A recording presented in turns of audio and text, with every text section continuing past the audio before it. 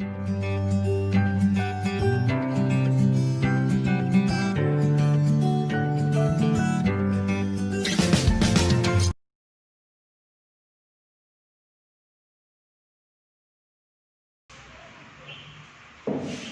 विद्यार्थी मित्रांनो, आज आपण इयत्ता 10वीच्या सराव संच 6.1 मधले जे शेवटचे आपले राहिलेले 2 प्रश्न आहेत, म्हणजेच प्रश्न क्रमांक 11 आणि 12 पाहणार आहोत। याच्याशिवाय येत्या 2 दिवसात आम्ही तुम्हाला नवीन म्हणजेच नोव्हेंबरपासूनचा आपला क्लास सुरू होतोय। ॲक्च्युअलमध्ये आम्ही तुम्हाला सांगितलं होतं की डिसेंबरमध्ये आम्ही क्लास सुरू करतोय, पण त्याच्याऐवजी आम्ही नोव्हेंबरमध्येच क्लास सुरू करतोय।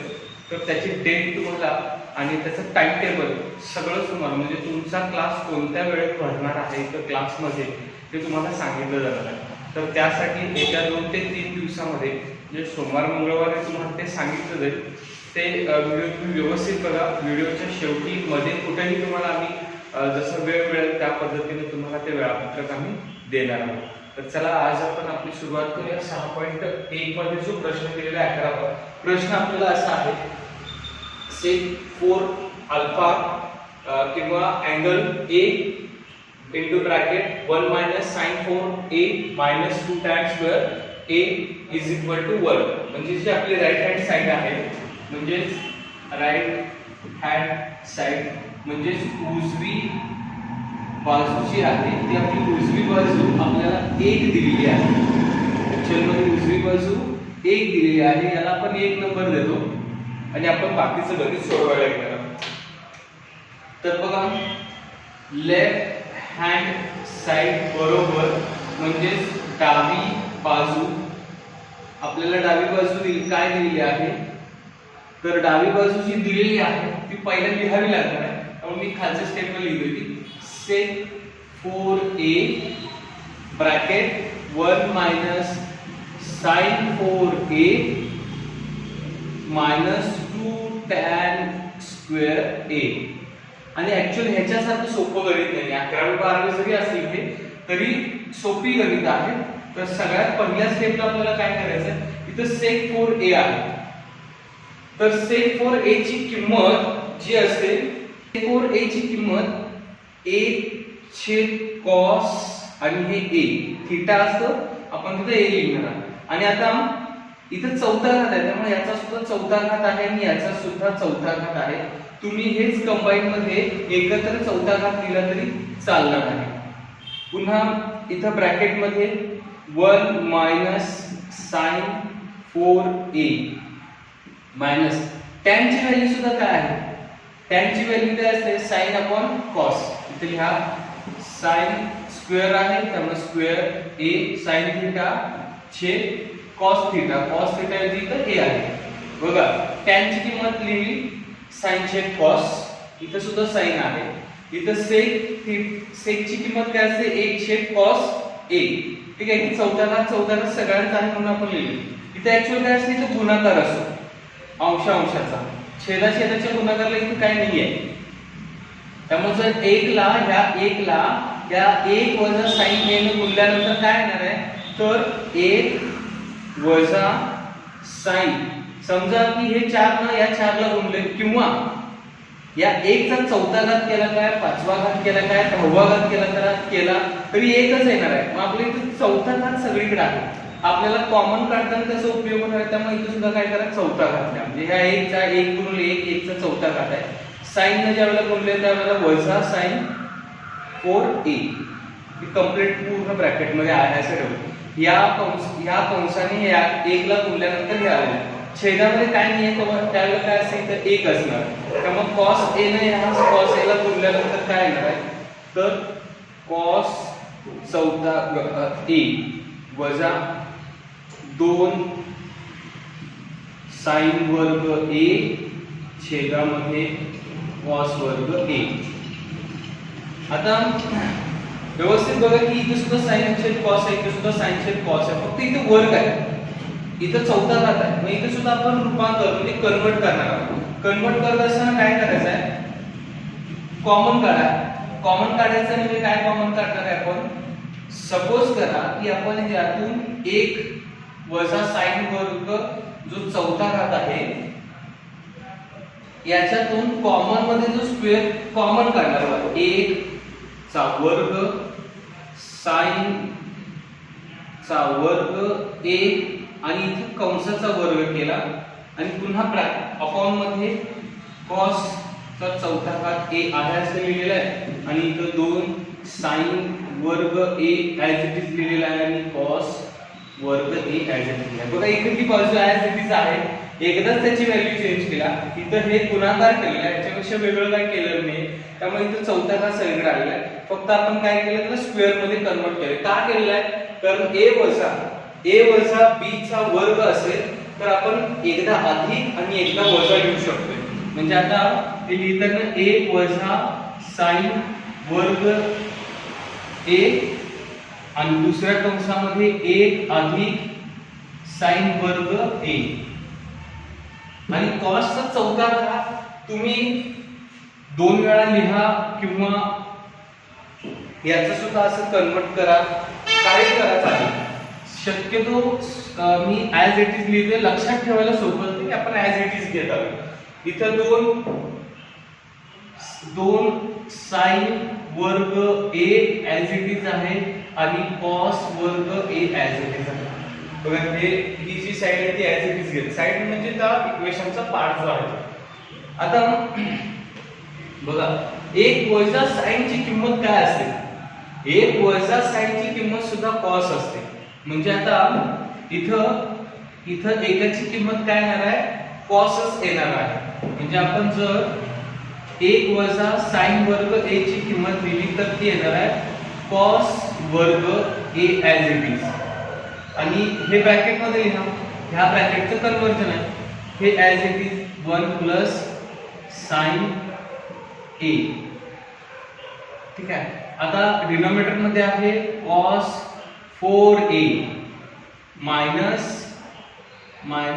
2 sin square a upon cos square a. आता बघा मी तुम्हाला इथे ते सांगितलं की cos चा चौथा घात आहे, इथे cos चा वर्ग आहे. म्हणजे ह्या cos वर्गला हे cos वर्ग यातला जो वर्ग आहे तो कॅन्सल होणार आहे. मग तुम्ही ह्या स्टेपला इथं ऍज इट इज लिहिलंय ठीक आहे, तर या स्टेपला तुम्ही आणखी एक चेंज करू शकता. cos वर्ग a into cos square a, जे हे ऍज इट इज त्याची व्हॅल्यू चेंज नाही झाली, ऍज इट इज लिहिलंय. का लिहिलेलं ऍज इट इज? कारण आपण ते कॅन्सल करणार. cos स्क्वेअर a ला हे cos स्क्वेअर a कॅन्सल करणार. मग आता आपल्याकडे काय बाकी काय राहिले ते पहिलं लिहून घ्या. 1 अधिक sin a छेदामध्ये आता राहिलेला आहे cos वर्ग a. पुन्हा इथं वजा 2 sin वर्ग a आणि छेदामध्ये cos वर्ग a. बघा छेद म्हणजे डिनॉमिनेटर दोन्हीचे इक्वल आहे. मग आपण कॉमन मध्ये सगळ्या प्रोसेस करू शकतो. म्हणजे 1 अधिक sin तो वर्ग वर्ग वर्ग a वजा 2 sin वर्ग a आणि छेद समान आहे त्यामुळे तो एकदाच कॉमन मध्ये लिहिला cos वर्ग a. गणितामध्ये व्हॅल्यू का चेंज करायची आपल्याला कळलं पाहिजे. चेंज करत जायचं, घाबरायचं नाही. काय व्हॅल्यू येतात त्या चेंज करायच्या.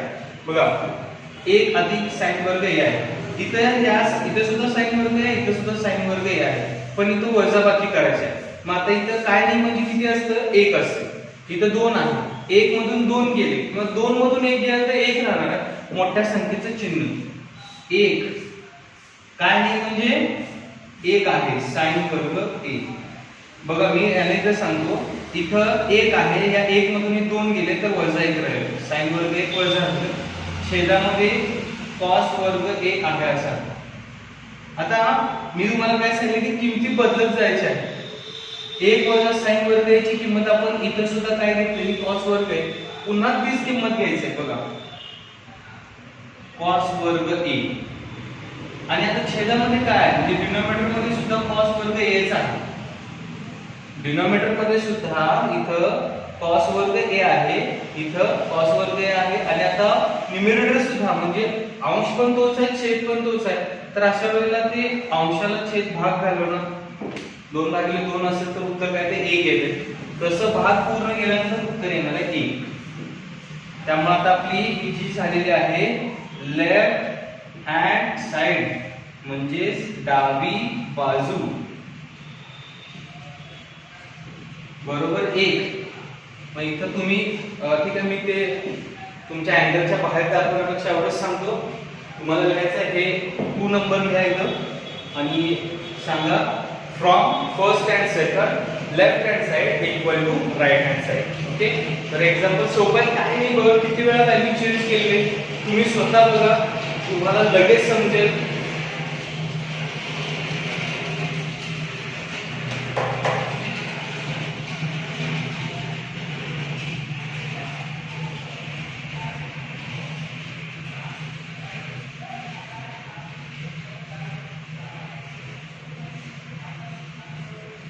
फक्त लक्षात तुम्हाला काय ठेवायचं आहे की व्हॅल्यू चेंज करत असताना रिप्लेस का होतात. ठीक आहे, तर सगळं पूर्ण गणित आहे, पुन्हा एकदा व्यवस्थित बघा, समजून घ्या. गाईड वगैरे ह्याचा वापर करण्यापेक्षा त्याच्यामध्ये मेथड तुम्हाला समजणं गरजेचं आहे. मी काय सांगितलं की व्हॅल्यू रिप्लेस करता यायला त्यासाठी त्या पाठ पाहिजे, त्याला काय रिप्लेस करायचं माहित पाहिजे.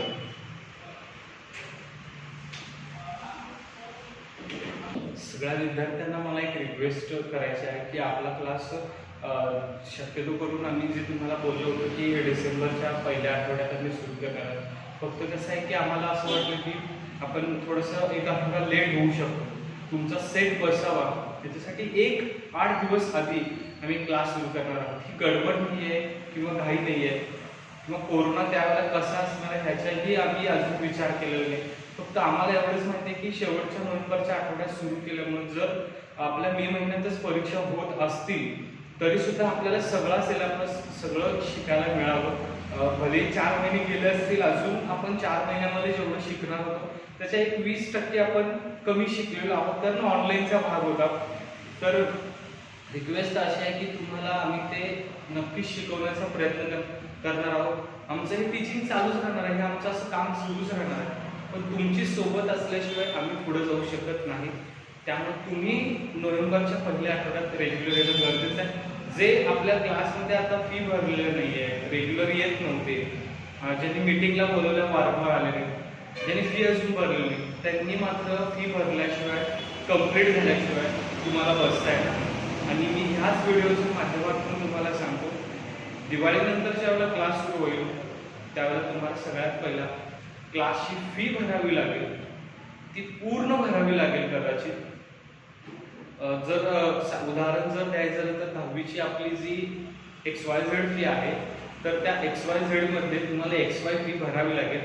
Z तुम्ही याच्यापूर्वीच भरलेले आहात, तर किमान XY फी तुम्हाला भरावी लागणारच आहे.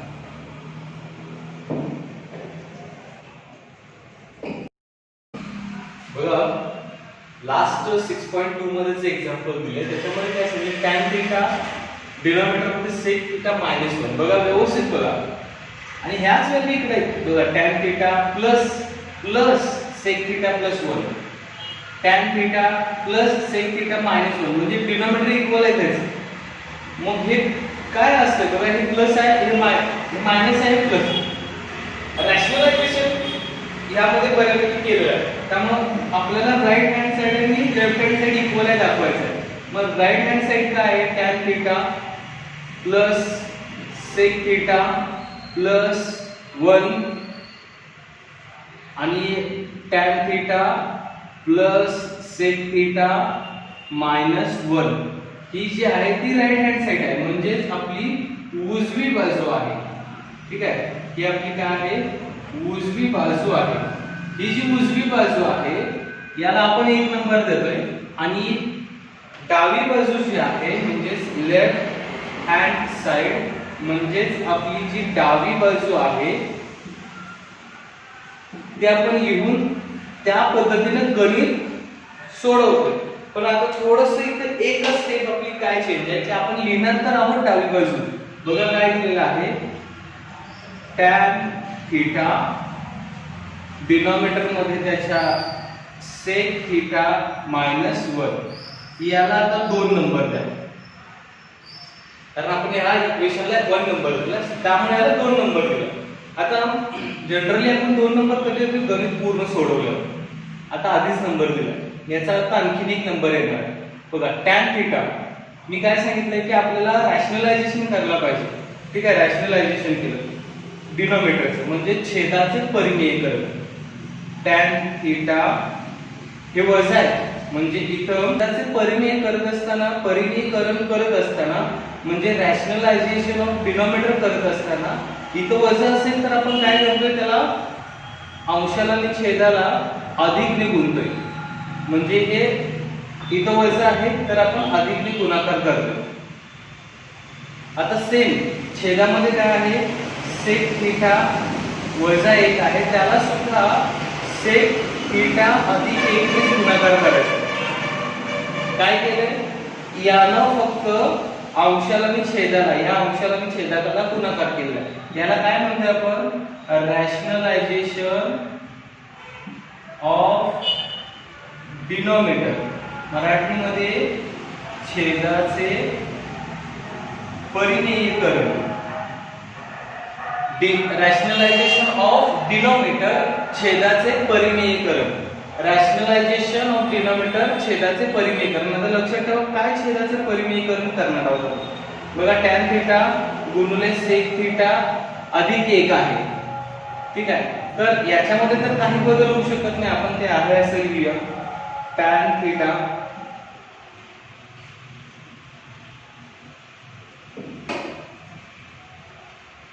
आणि सेक थिटा अधिक 1 फक्त कंस ठेवलेला आहे का इथे गुणाकार आहे त्याच्याऐवजी कंस ठेवलेला आहे. तुम्ही हा असं गुणाकार लिहू शकता.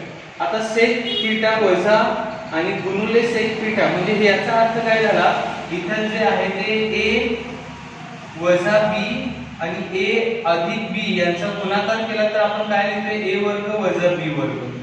लिहा त्याच पद्धतीत सेक वर्ग थिटा वजा आता हे a म्हणजे सेक झालं आणि 1 म्हणजे 1 चा वर्ग. ठीक, आता टॅन थिटाची व्हॅल्यू काय असते. टॅन थिटाची व्हॅल्यू सुद्धा असते जर थिटाची व्हॅल्यू काय असते तर टॅन थिटाची व्हॅल्यू असते सेक वर्ग थिटा वजा 1 वर्ग.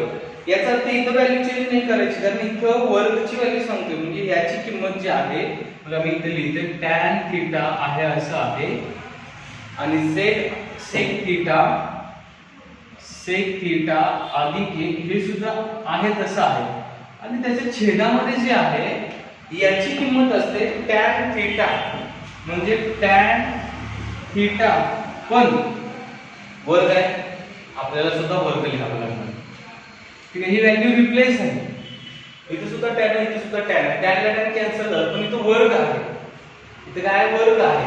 मग तुम्हाला स्टेप वाढवायची असेल तर तुम्ही वाढवा. ही स्टेप ड्रॉप करून तुम्हाला जर समजत असेल तर पुढची स्टेप तुम्ही डायरेक्ट लिहिली तरी चालते. टॅन थिटा गुणिले टॅन थिटा आहेच लिहिले फक्त तुम्हाला कळावे. ह्या टॅन थिटाला हे टॅन थिटा कॅन्सल झालं. काय लिहिलेलं आहे सेक थिटा अधिक 1 आणि छेदामध्ये राहिलेलं आहे टॅन थिटा. 1 कॅन्सल झालं. 1 बघा आता काय व्हॅल्यू छेदाचे परिमेयकरण रॅशनलायझेशन ऑफ डिनॉमिनेटर हा फॉर्म्युला यूज केला आणि आपल्याला इथं टॅन थिटा आणि सेक थिटाची व्हॅल्यू ऍज इट इज आहे पण इथं वजा आणि अधिक आहे. वजा आणि अधिक असेल तर a स्क्वेअर b स्क्वेअर होते त्यामुळे इथं काय झालं सेक स्क्वेअर मायनस 1 स्क्वेअर आलं. आता ह्याची किंमत जी असते ते टॅन थिटा म्हणजे किती व्हॅल्यू रिप्लेस केलं फक्त 1 आता टॅन स्क्वेअर थिटा. मग टॅन स्क्वेअर थिटा इथं सुद्धा आहे इथं सुद्धा आहे कॅन्सल झालं पण 1 मी तुम्हाला दाखवलं इथं नाही लिहिलं डायरेक्ट यानंतर ही स्टेप लिहायला शिका. सेक थिटा प्लस 1 आणि डिनॉमिनेटर मध्ये टॅन थिटा आहे.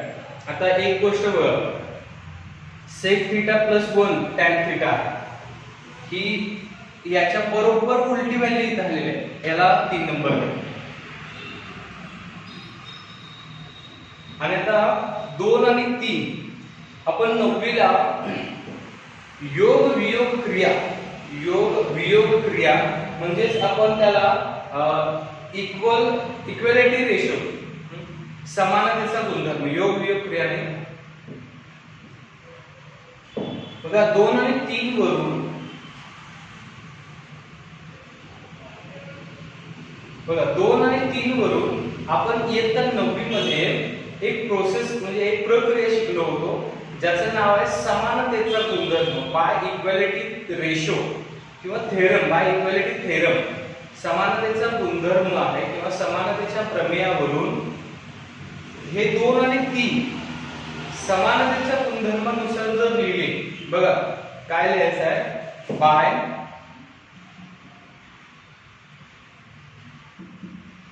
इक्वॅलिटी थेरम म्हणजेच मराठीमध्ये समानतेचा